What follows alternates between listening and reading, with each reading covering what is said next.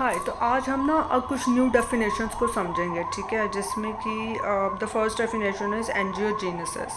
Angiogenesis मतलब क्या होता है कि the addition of new blood vessels, okay, in our brain, ठीक है। अगर जैसे किसी को ब्रेन के बारे में जानने की इच्छा है कि word anatomy of brain, brain के अंदर कैसे कैसे कैसे हमारा ये ब्रेन बना हुआ है, कैसे इसमें काम चल रहा है, तो जो कुछ अगर इसमें न्यू ब्लड वेसल्स ऐड होती है ना हमारे ब्रेन में, तो उसे हम बोलते हैं एंजियोजेनेसिस, ओके। और the second definition is cryptography. So cryptography क्या होती है कि जब कोई अपनी स्पिरिचुअल अवेकनिंग जर्नी पे होता है ना, तो मतलब the coding and decoding of the archangel and the angel numbers.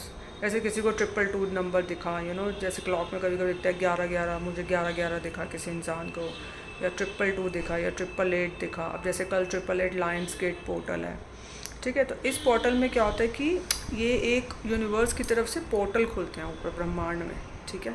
तो जब ये पोर्टल खुलते हैं ना, तो इनकी जो ऊर्जाएं होती हैं ना उस समय इतनी ज़्यादा पावरफुल होती हैं, इतनी हाई वाइब्रेशंस में होती हैं। अब जैसे कल का दिन, वैसे कल जुपिटर है, थर्सडे 8 अगस्त, और वैसे भी जो है ये शनि का साल है 8वां, और महीना भी 8 है, इसलिए ये 888 हो गया।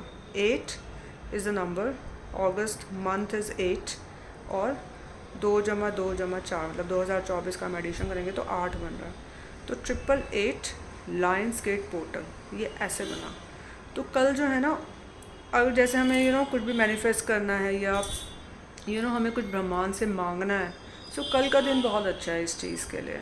तो आप ऐसे जो है बड़ी शक्तियों से लग के जो है, इसको हम पावर ऑफ मैनिफेस्टेशन भी कहते हैं। लेकिन वही है ना, मैनिफेस्टेशन करने का एक होता है ना, कौन सा दिन अच्छा है, कौन सा दिन अच्छा हमें फलीभूत लगेगा, हमें उसकी ऊर्जाएं जो हैं लगेंगी जल्दी से, और जो है हमारी प्रेयर्स कबूल की जाएंगी। सो कल का दिन इसके लिए बहुत बेहतर है, आप ये कर सकते हैं।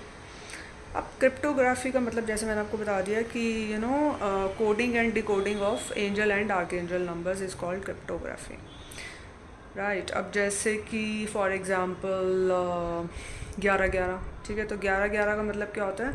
New beginning, right, spiritual growth, you know आगे बढ़ना, ठीक है। तो और so the third definition is calligraphy.